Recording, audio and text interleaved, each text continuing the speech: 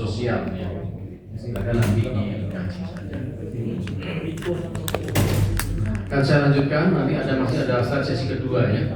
Saya akan cepat saja. Human flourishing. Saat ini ya tadi ya, teknologi ternyata juga bisa menimbulkan mental health. Ya, jadi teknologi yang Anda ciptakan nanti harus dilihat impact positif negatifnya. Gimana caranya mengurangi impact negatif ya. Ada beberapa juga yang berkaitan dengan human di sini yang fokus kepada flourishing. Kalau flourishing ini kira-kira apa bahasa Indonesianya di sini ya? Human yang ya apa yang menjadi isu ke depan dan harapan ke depan itu yang flourishing. Apa itu?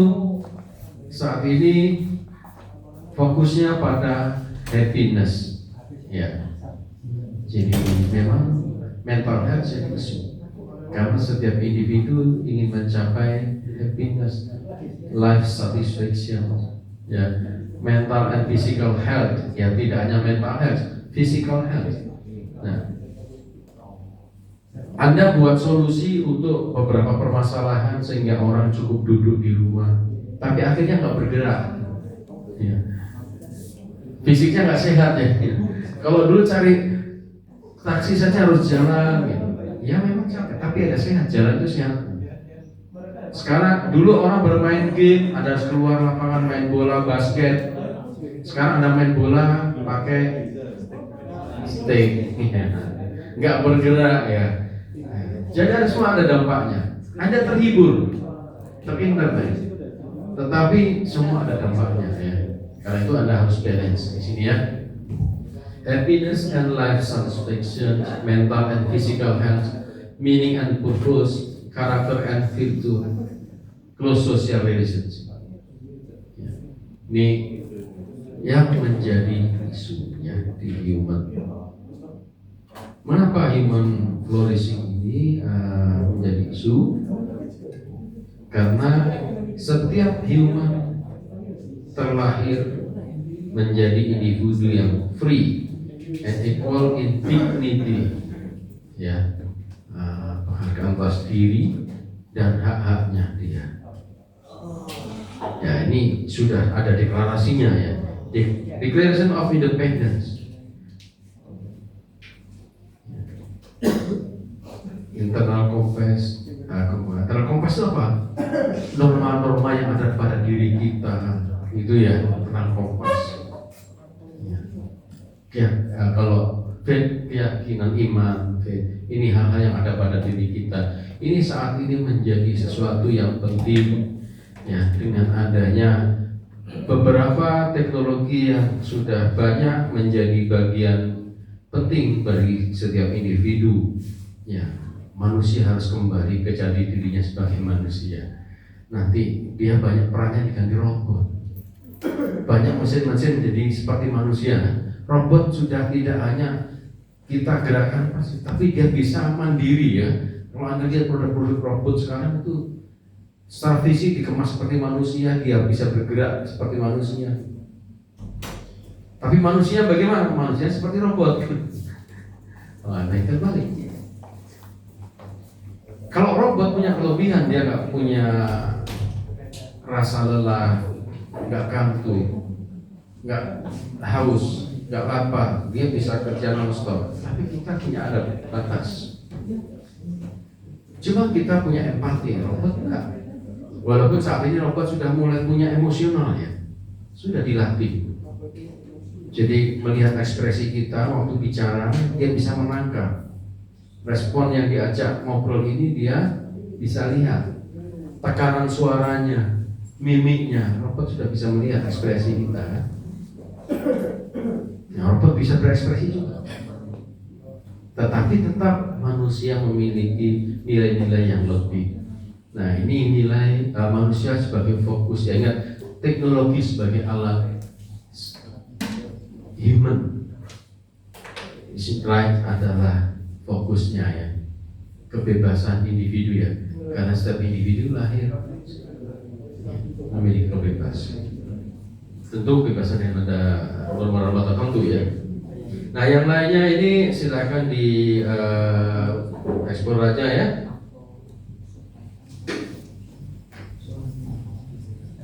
Iya silakan. Persiapan. Iya. Nah tadi kita sudah singgung ya profesional etik ini tadi ya. Ya kita sudah singgung banyak. Lanjut. Ya, sukses ya. Ya. Ada yang tahu ACM itu apa? Panjangannya? Bukan AC Milan. Ini adalah Asosiasi of Computing and Machinery ya. Ini asosiasi yang memang bergerak di bidang computing.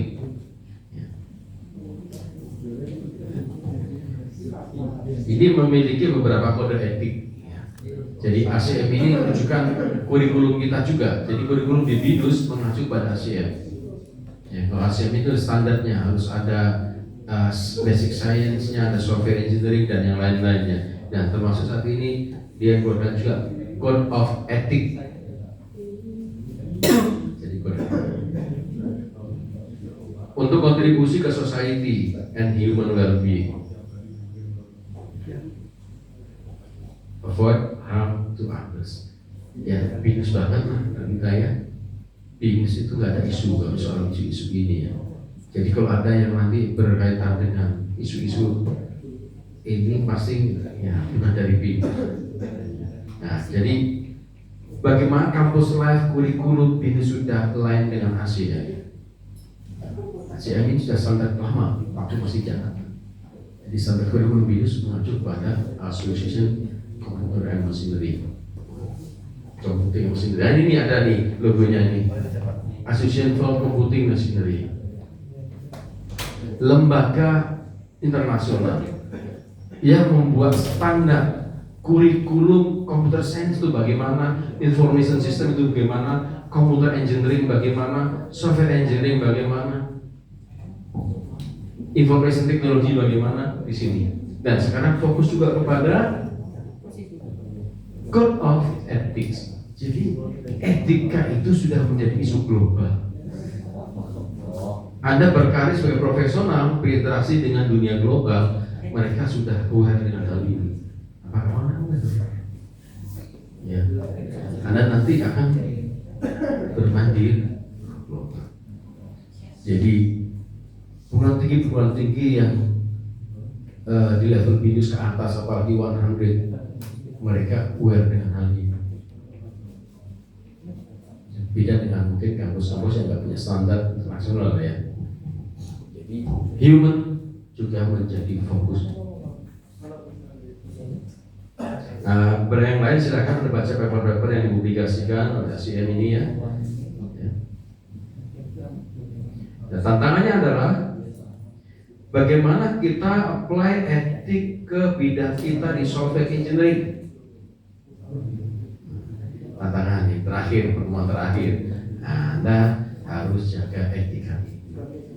Lembaga internasional yang membina ilmu computing sudah mulai fokus ke sana juga.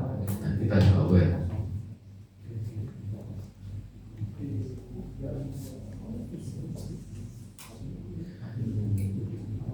Ingat domino space, Anda cari apa di domino space.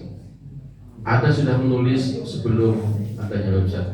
Ada ini adalah bahasa programming yang pertama yang menciptakan perempuan.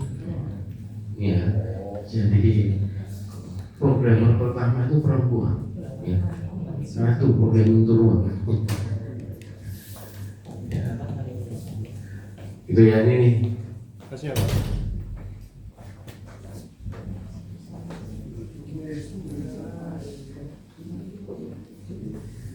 Jadi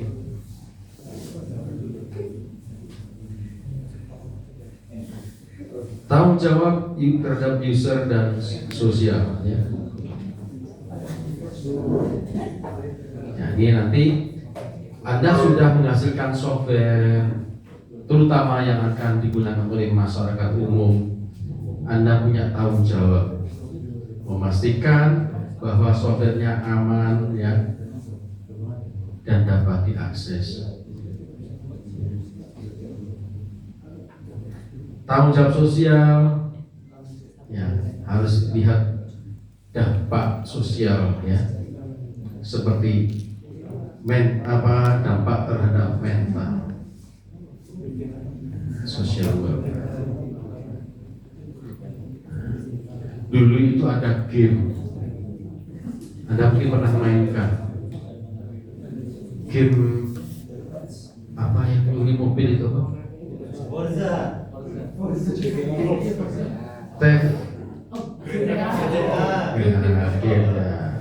Terus saya lihat dulu, ini anak-anak kalau diajarkan orang di jalan dipukul. Nah ini tanggung jawab moralnya di mana ya? Nah gitu, memang kreatif sih, ya. Tapi kalau menurut saya sih ini nggak masuk ya. Ini nih ya, ini kan waktu itu dulu belum ada ya. Ya, GTA ya. Jujur saya larang anak saya main itu dulu. Ya, seru sih, tapi jangan sampai melihat itu sebagai norma yang wajar. Bayangin Anda sendiri jalan dipukul oleh orang lain di jalan gimana? Karena terinspirasi oleh GTA. Ya kan? Itu mungkin yang inspirasi kalau di Jogja itu apa ada kritik ya. Jangan-jangan itu terinspirasi sama GTA aja.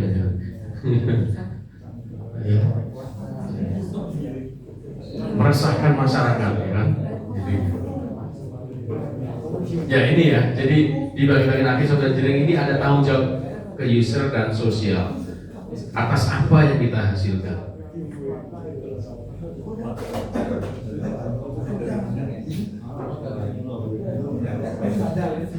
Untuk bisa menunggu human flourishing yang tadi fokus kepada beberapa aspek ya di human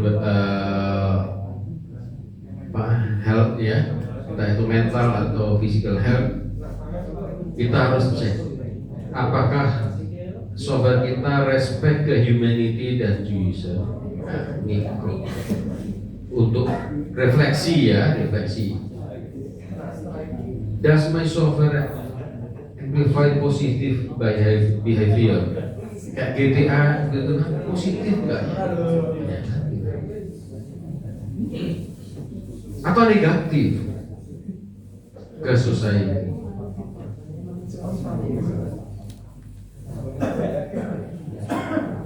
Dan ketiga, apakah kualitas software kita berdampak ke humanity? Nah saat ini di dalam beberapa standar research dan inovasi internasional sudah memberikan acuan yang namanya SDGs, yang semuanya untuk memberikan dampak positif, kan gitu kan ya.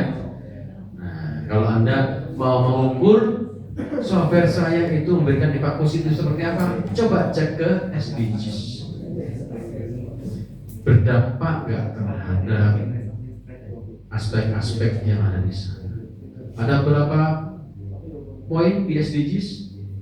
Ada ingat? 17.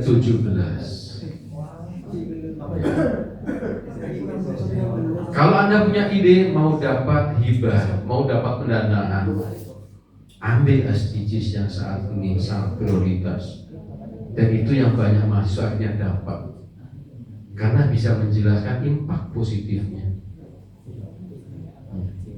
Karena software tidak sekedar inovatif saja, tetapi apa dampaknya bagi society. Ya, ini aspek. Jadi seorang software engineer dari BIPUS harus buatkan ini kurikulumnya. Karena apa? Kita mengacu ke ASEAN.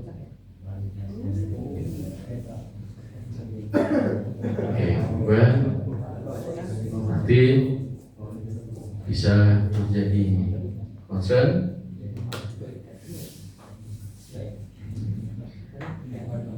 Beberapa tahapan untuk pengambilan pengambilan keputusan berkaitan dengan etika. Di sini ya. Kalau dulu saya kurikulum saya di BINUS streaming ada pendidikan etika. Karena dulu 160 SKS harus lulus. Sekarang sudah nggak ada, diganti dengan carbon bidding mirip ya. Ya di sini ada beberapa tahapan. Ya, silakan nanti diikuti saja ya. Identify isunya, kumpulkan informasi, yang pasti pertimbangkan impact bagi stakeholder, siapa stakeholder dari software yang kita hasilkan. Eksplor alternatif dan buat keputusan berdasarkan prinsip-prinsip etika.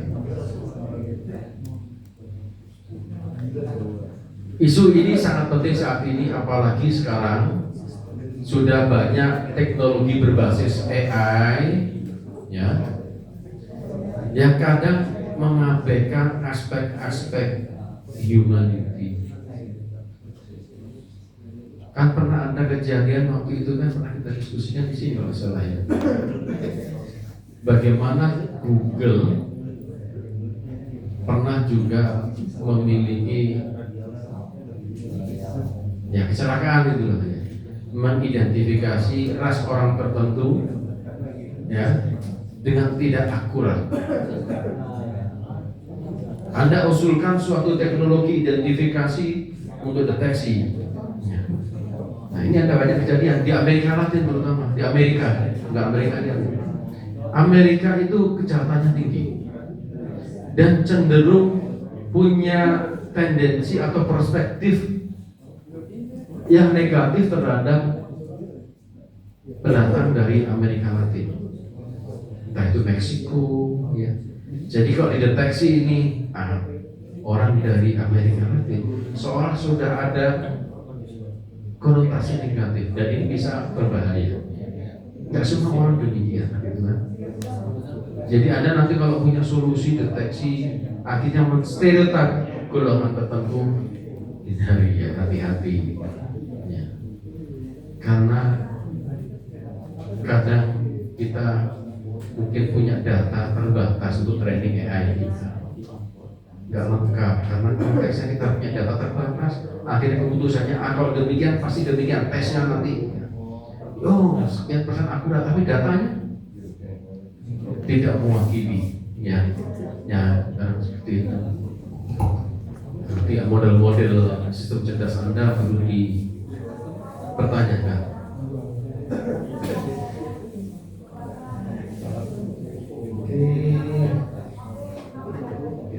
Kita lanjut ke sesi kedua ya. Ini tadi kita lanjutkan saja bahan yang belum selesai di sesi pertama ya. Terakhir, semoga bisa lebih cepat lah ya.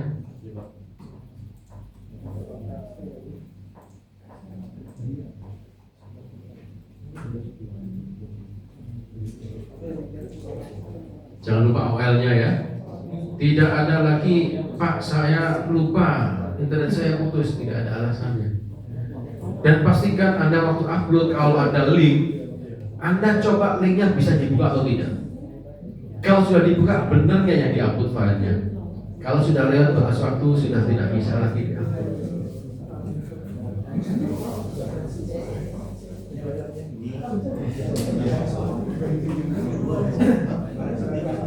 Emerging trend in software engineering. Ya, ini singkat saja saya ya, untuk Anda banyak mengikuti juga.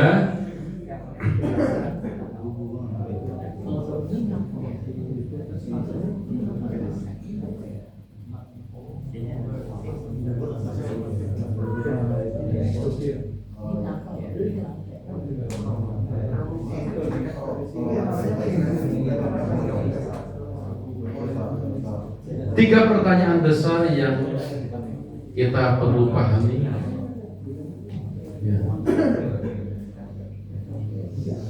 Seberapa cepat teknologi sudah terus berevolusi. Siklusnya semakin kesini, teknologi semakin cepat waktu evolusi. Dulu dari industri 1.0 ke 2.0 cukup lama. lama-lama siklusnya pendek, pendek, pendek.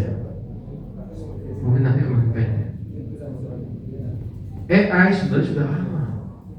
AI itu lebih lama. Jaringan dari tahun 60-an sudah ada, cuma terbatas.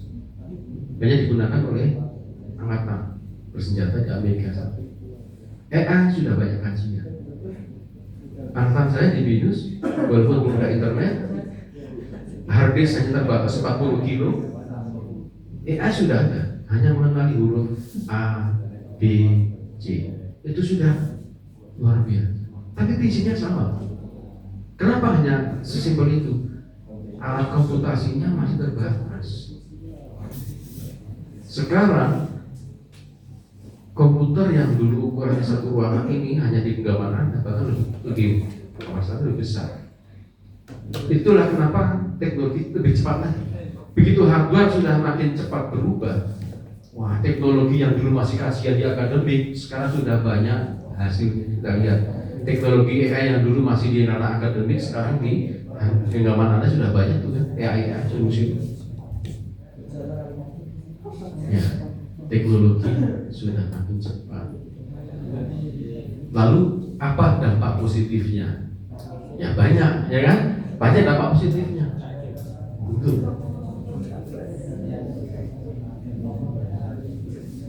Sehingga tadi ya, Anda akan banyak mengalami kendala kalau handphone Anda ketinggalan. Kenapa? Di situ banyak solusi yang Anda sangat tergantung di dalam. Ke depan makin tergantung lagi. Tapi seberapa tergantung ya memang ya tergantung solusi apa ya tadi ya, terus sedang kuliah sedang. Tapi teknologi sudah ke banyak sektor sekali ya. Hiburan, transportasi, pendidikan, apalagi kesehatan, bidang apa lagi, wisata, ada apa? Kulineri, apa? Ada semua solusinya ada. Ke depan semakin cepat, semakin pintar, ya, ya. Nah ini hal yang perlu kita pahami.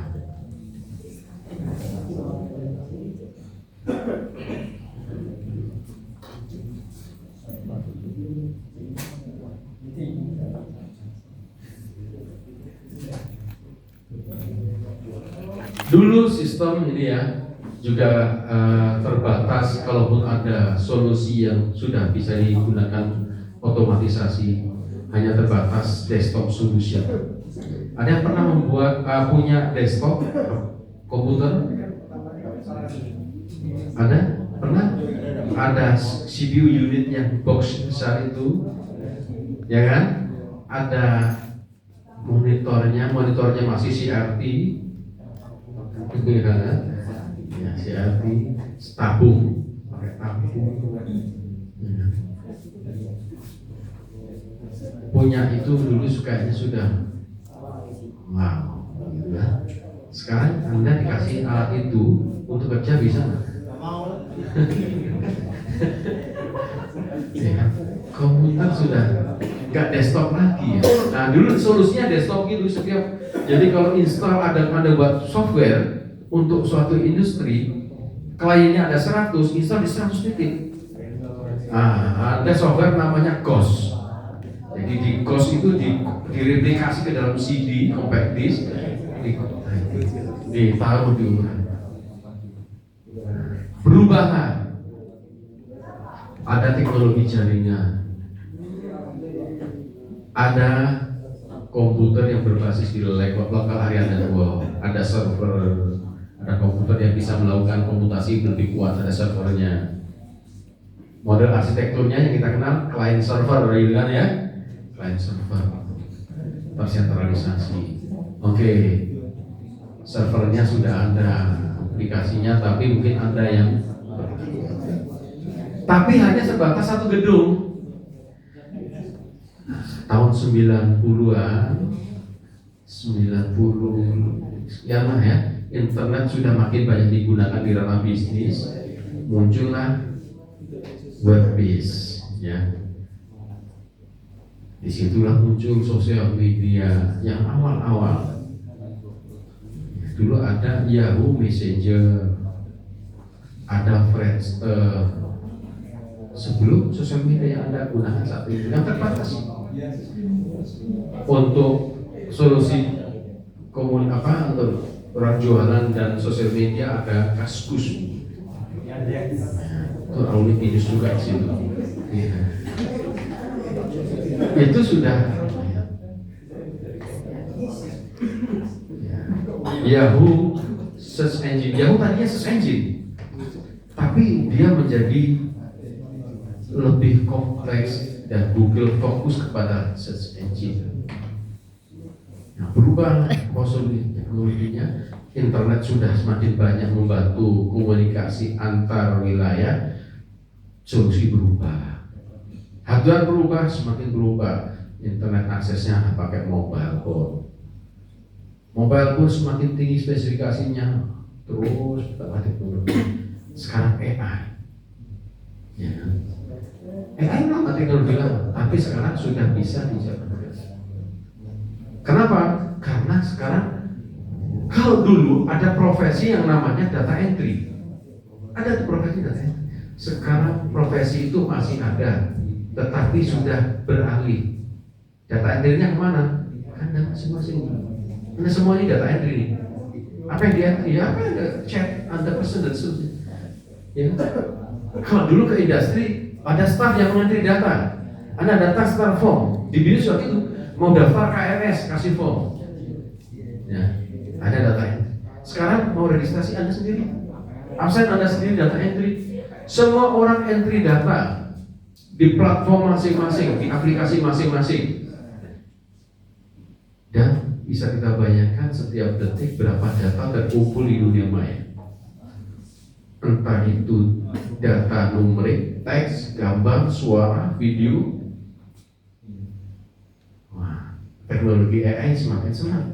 Ada banyak data, algoritma bisa divariasi lebih akurat lagi, bisa mengolah suara, bisa mengolah teks, bisa mengolah gambar, gambar jadi video, teks jadi suara, text to voice, voice to text, ya. Nah, sekarang alat komputasinya mungkin. Nah, sekarang semua dari data entry, tapi juga begitu ada tantangan ya. Semakin kompleks.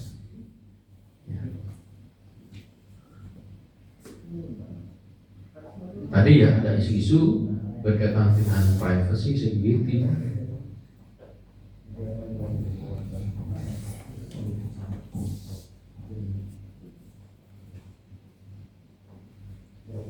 Nah, ini observasi terhadap tren software engineering. Software engineering dari sisi metodologinya juga berevolusi ya.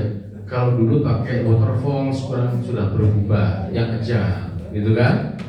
Sudah ada DevOps. Metodologi berubah, proses berubah, teknologi berubah, mekanisme berubah, standar quality berubah. Tadi ASEAN menetapkan adanya etik yang dulu tidak jadi concern. Ya.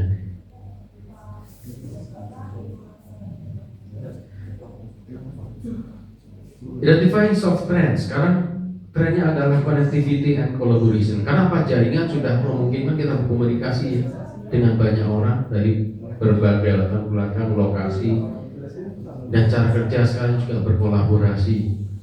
Ya. Jadi trennya ke sana. Banyak profesional yang bekerja dari kafe-kafe, tapi sebenarnya dia berkolaborasi dengan mitra dari tempat lain. Ya. Globalisasi ya. Anda bersaing sekarang tidak hanya dengan orang-orang lulusan BINUS dan UI, ITB. Anda lulus bersaing dengan orang-orang dari Singapura, India, Vietnam, China, ya. Proyek-proyek sekarang terbuka tidak hanya untuk di satu negara. Di LinkedIn misalnya sudah terbuka tuh. Orang punya beberapa portfolio yang bisa di-hire di beberapa industri. Jadi Anda berkarir saat ini Tidak hanya fokus di Sumatera, bahkan di Indonesia. Anda berkarir kesempatannya di global. Mitra Anda global. Mindset Anda harus global. Ya kan? Global mindsetnya gimana? Ke standar yang baru. Ini ya. Soft trend.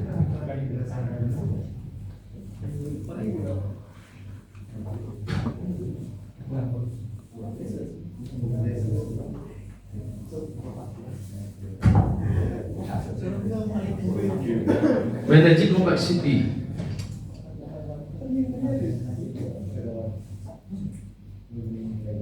Ya, ini yang sedang dihadapi software engineering saat ini.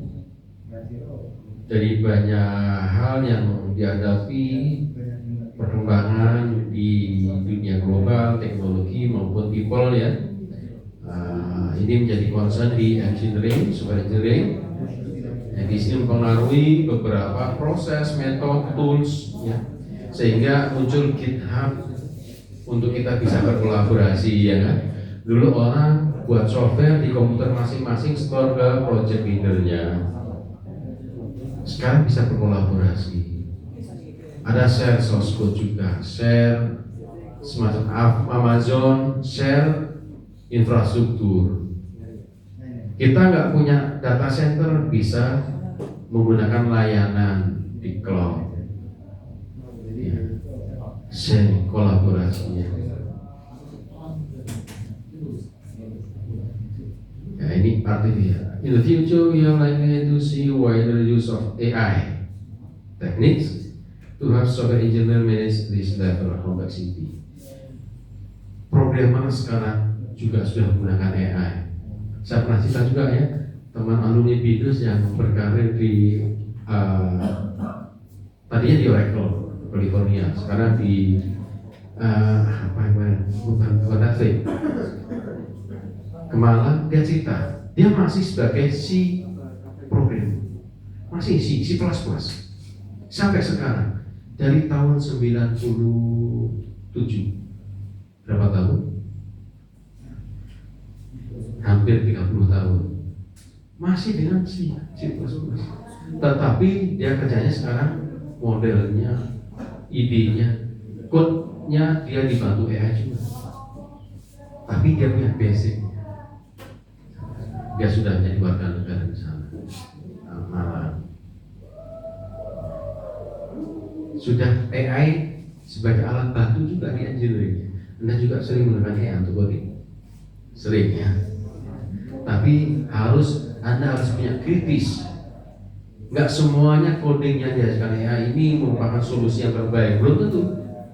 Karena itu Anda belajar beberapa standar yang fundamental di pengembangan software ya. Algoritma, desain, analisis dan seterusnya, object oriented programming dan seterusnya ya. Machine learning is one such technique that can help with testing and bug fixing. Machine learning juga sudah bisa digunakan untuk bug fixing. Ya, kalau untuk unit testing oke lah ya, masih bisa unit testing. Tapi testing di level yang lebih luas memang masih tantangan. Unit testing ini berkaitan dengan code ya. Machine learning dengan pattern tertentu sudah bisa melakukan testing. Data science techniques sekarang juga banyak digunakan ya, oleh software engineer untuk mengerjakan banyak proyek.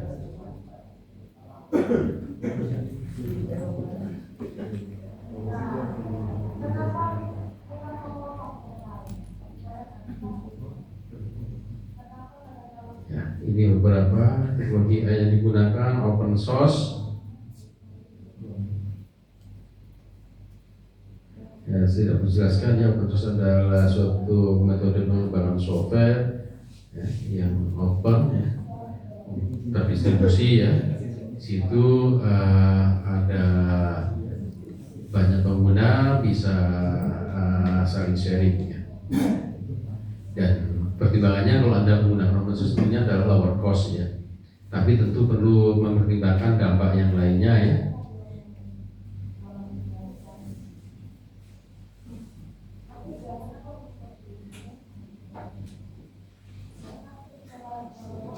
Ya, ini beberapa produk open source, Java, Android,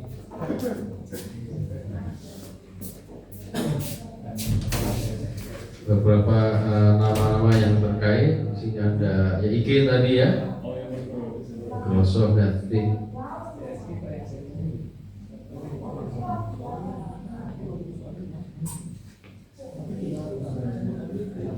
Process trends.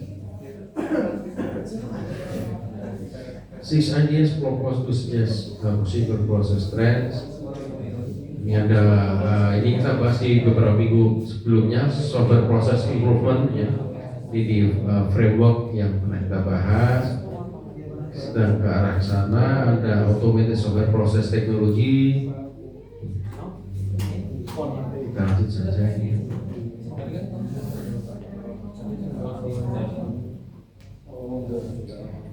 Beberapa tantangan besar ya, dari sisi software engineer. Pertama, multifunctionality. Ya. Maksudnya gimana multifunctionality? Ada yang bisa? Ada yang bisa? Maksudnya multifunctionality? Multifunction.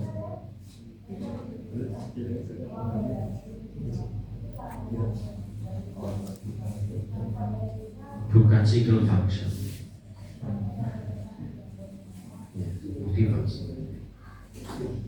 Pendekatan mungkin yang relevan ini adalah bagaimana kita terjemahkan ini terkait dengan model modularity. Ya. Jadi kita berbasis function-function, service-service.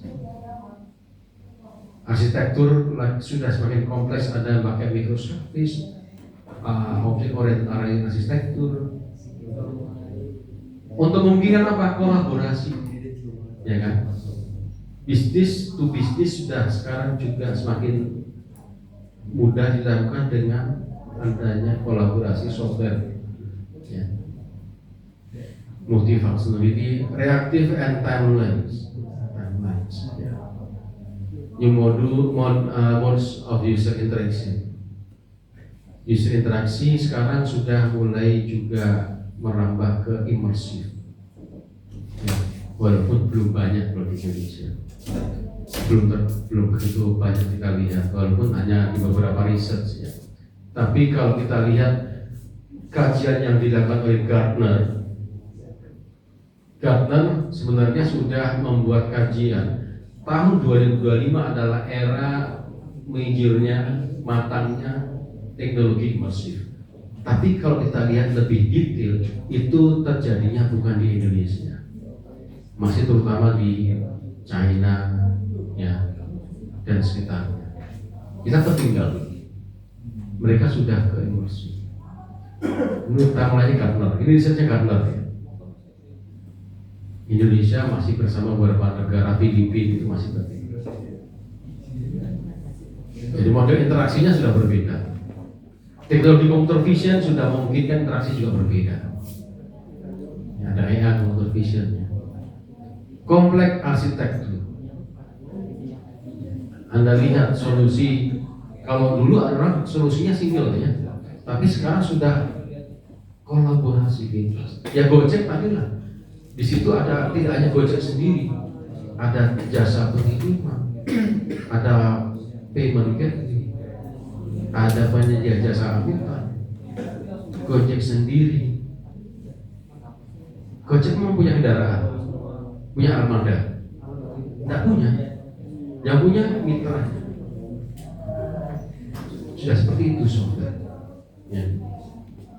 Arsitekturnya gimana ya?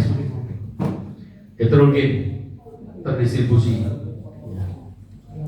Critical maintenance variability. Nah, ini ya. Anda buat software, bagaimana saya membuat software bisa terintegrasi dengan sistem lain. Nah, intinya gitu. Agar terintegrasi, maka konsep yang Anda pelajari selama ini, bagaimana belajar modularity,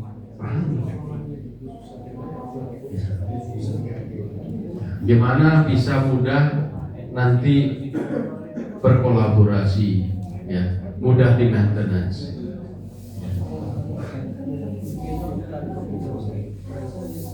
Kalau Binus Maya ada interaksi dengan sistem luar nggak? Binus Maya ini ada apa contohnya? Grup BCA, apalagi?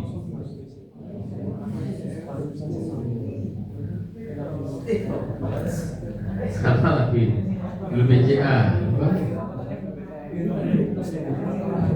Outlook, Office 365 ya, Office 365, apalagi? Ada semester 1 belajar pakai buku yang pakai apa? Buku Algo Zebo. Sekarang kolaborasi. Sekarang kalau buat software Anda, bagaimana software Anda bisa kolaborasi? Jadi dipikirkan itu, jangan hanya membuat software yang begitu saja. Sekarang eranya kolaborasi. Termasuk kolaborasi dengan alat, ya kan?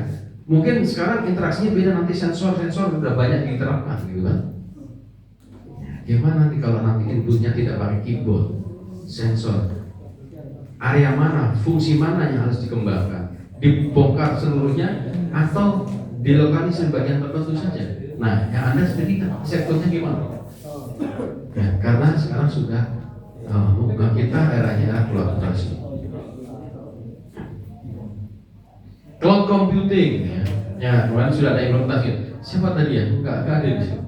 Ya sudah saya lihat dari Sabtu itu, saya tanya, ini datanya di mana? Di cloud. Oke, sudah mulai kerja di cloud, jangan di desktop. Ya, mulai kerja di cloud. Bagus idenya ya, deteksi. Cuman ada beberapa masukan dari saya. Ya. Bekerja di cloud. Untuk apa? Scalabilitas, cost efficiency, flexibility, reliability, and global reach. Anda bisa bekerja dari mana saja dengan cloud. Itu cost efficiency.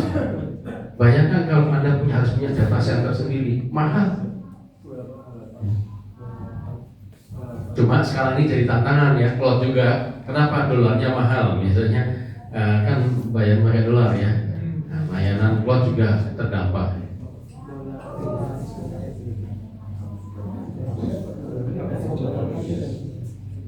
Cloud service model. Ya, ini kalau Anda lihat Amazon ini memberikan layanan beragam. Ada yang bentuknya adalah IaaS, Infrastructure as a Service. Ada Platform as a Service. Ini Azure dan seterusnya. Ada SaaS, Software as Service.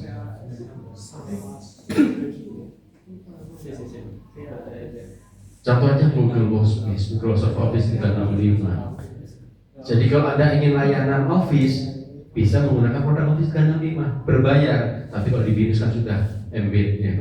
Tapi kalau yang profesional harus bayar. Software as a Service. Anda nanti buat software bisa pertimbangkan begitu. Saya membuat software, saya harus pertimbangkan. Saya buat multifunction, function. Saya nanti jual. Kalau software fiturnya ini, sekian deh. Membuat game kan sama juga ya. Game kalau mau ini free sampai level tertentu. Nanti kalau sampai tertanam sampai sekian, bayar sekian.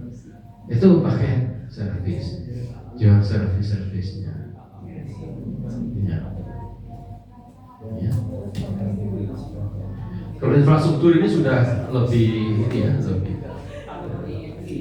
Ini ya. Infrastruktur platform software. Kalau infrastruktur berarti aplikasi, data, rantai, middleware-nya. Platform application data. Ini harus.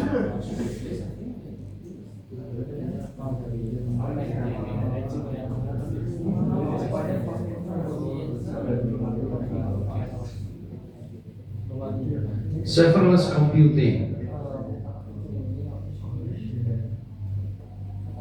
Jadi kalau serverless computing ini developer fokus kepada code-nya saja, nggak bikin servernya. Nanti ada yang mengelola sendiri. Jadi sekarang eranya kolaborasi, tidak hanya dalam menyelesaikan pengembangan software saja, tetapi bagaimana infrastruktur yang lain itu kolaborasi.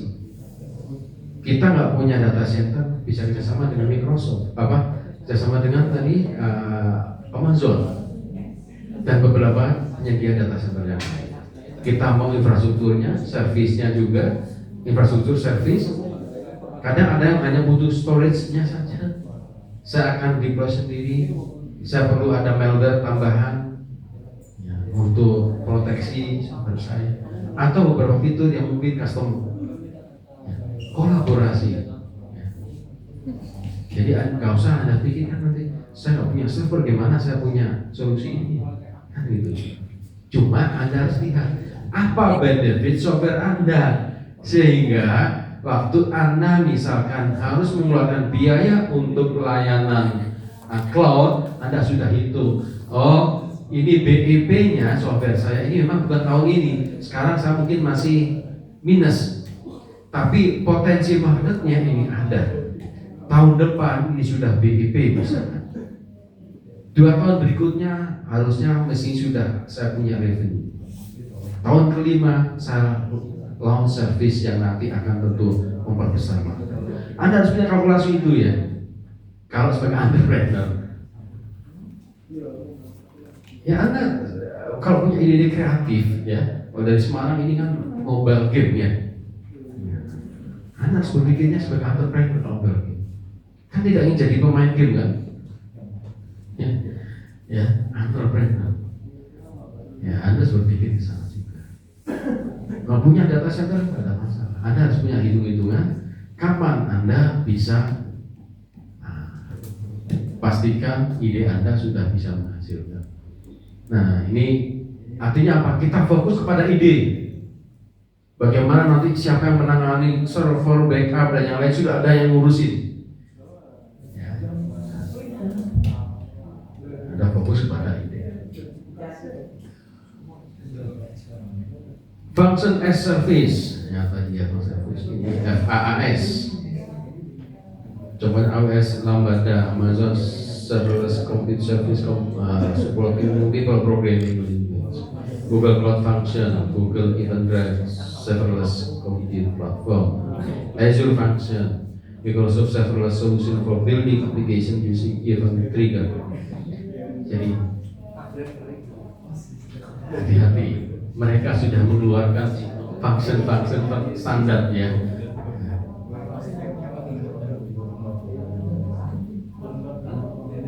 AI and machine learning software development. Nah, Anda walaupun hanya belajar di mata kuliah inti, ya setidaknya Anda tahu apa AI. Tidak sekedar tahu, tapi Anda bisa develop ya.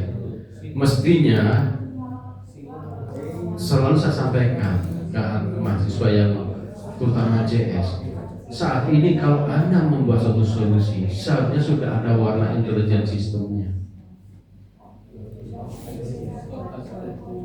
Kalau Anda hanya transformasi digital untuk otomatisasi saja, itu era sudah lampau. Kalau Anda ingin berlomba dan yang lainnya, di mana smartnya, di mana interaktifnya, untuk itu Anda harus tanamkan AI di situ. Ya banyak teknik AI ya, dari machine learning, deep learning, neural network, dan seterusnya, NLP, computer vision. Tergantung ide Anda, cocoknya mana. Kalau misalkan Anda industri game, Anda bisa melihat profil penggunanya. Ada AI di sana.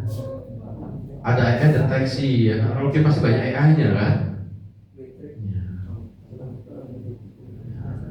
Anda ciptakan suatu figurnya bisa belajar. Robot kan nggak selalu harus bentuk fisik, bisa software. Visualnya dibuat semacam visual karakter tertentu, tapi dia bisa learning. Nah, oh kalau karakternya orang pemain seperti ini demikian. Ada era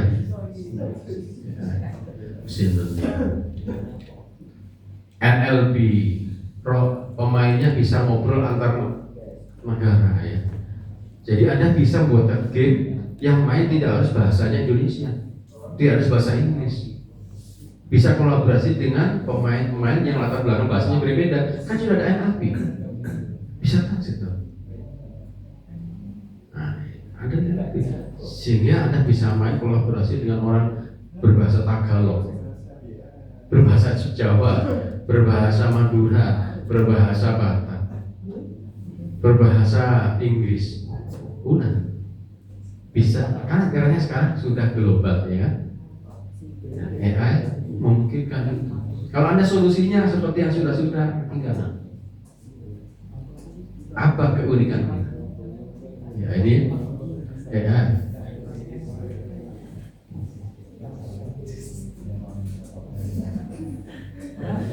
Nah, di dalam proses software development sendiri AI juga tadi ya sudah banyak digunakan, termasuk machine learning sebagai bagian dari pengembangan software yang terpilih saat ini yang baru, terutama dalam testing.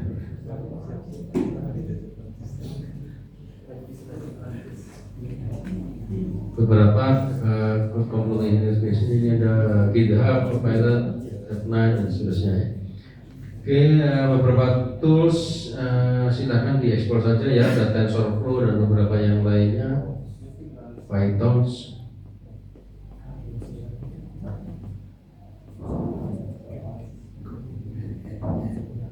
Blockchain technology.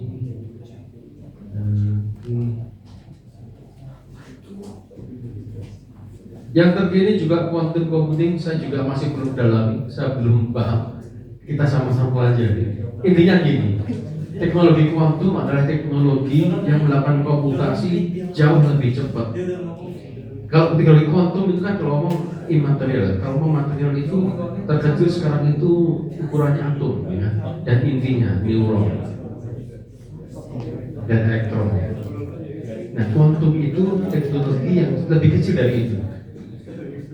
Jadi mungkin ya saat ini sedang ya, kita menarik itu riset ini. Saya cuma tidak riset ke sana ya. Anda bisa nanti coba riset. Potensi risetnya ke kuantum sekarang. Quantum computing. Ya, silakan cari riset quantum computing.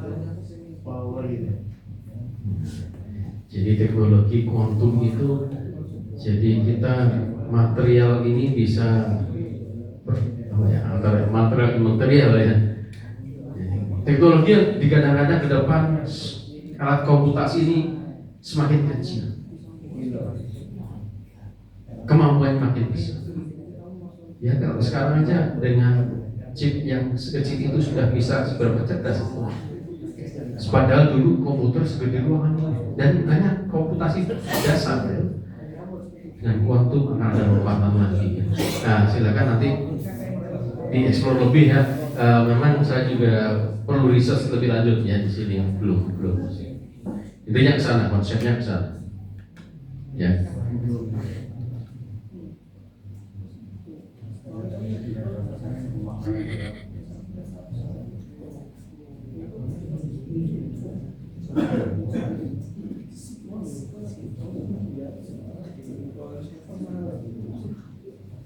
Oke, summary sebelum kita tutup.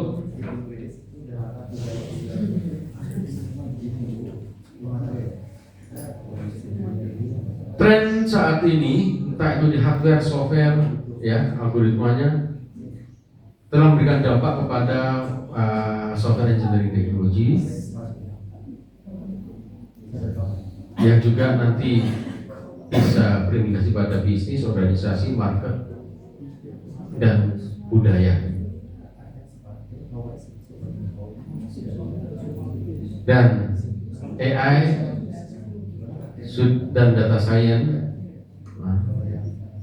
ini akan terus memberikan dampak pada aspek-aspek di software engineering. Kalau saat ini automation test lebih banyak digunakan di unit test, mungkin suatu saat di level validation test, integration test, system test, AI pun sudah mulai bisa membantu.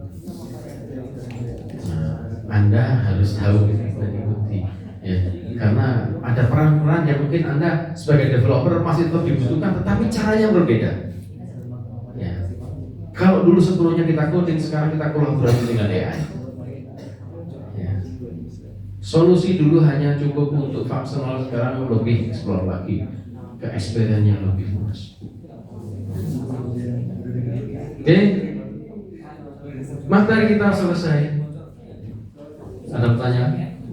Kita tutup sebelum kita absen. Tinggal ujian.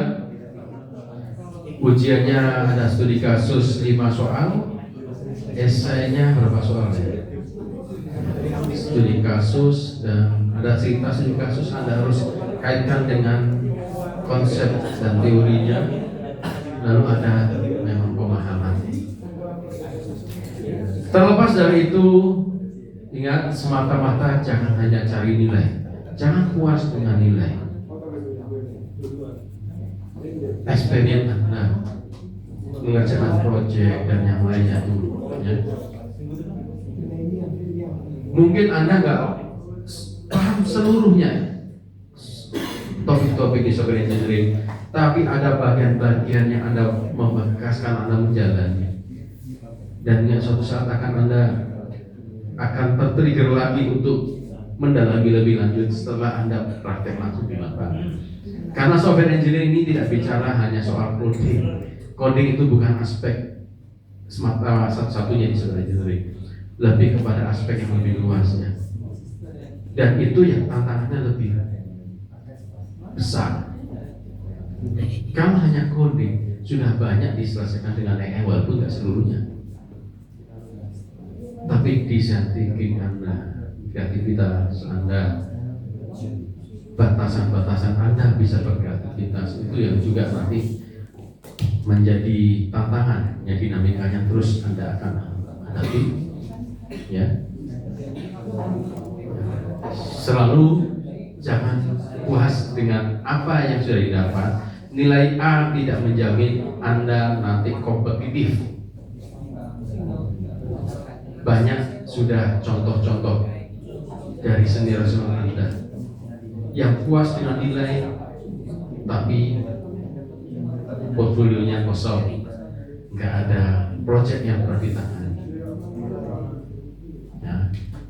Ini pesan saya terakhir untuk mata kuliah.